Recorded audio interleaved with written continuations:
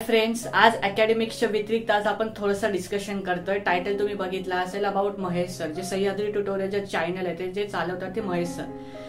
मी माझी गोष्ट सांगतो. काळ आहे 2021चा, ज्यावेळेस सेकंड फेज आला होता कोरोनाच्या, सर्व बंद होतं. सो त्यावेळेस मी कोणतंच कोचिंग नव्हती लावली MST-CET साठी प्रिपरेशनला 2021 मध्ये.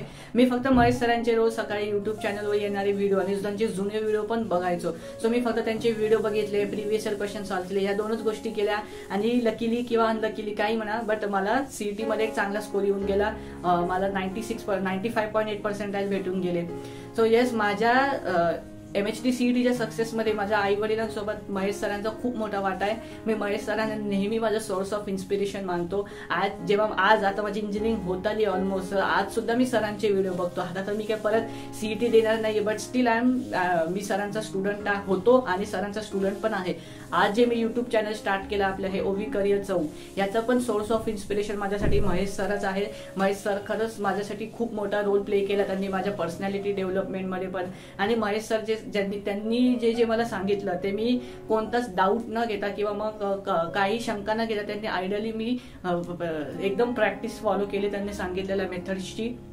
म्हणूनच तुम्हाला सांगतो, जर तुमच्यापेक्षा कोणी मोठं व्यक्ती जर तुम्हाला काही मार्गदर्शन देत असेल तर तो त्याच्या अनुभवातनं आणि त्यांनी दुनिया बघितली म्हणून देतो.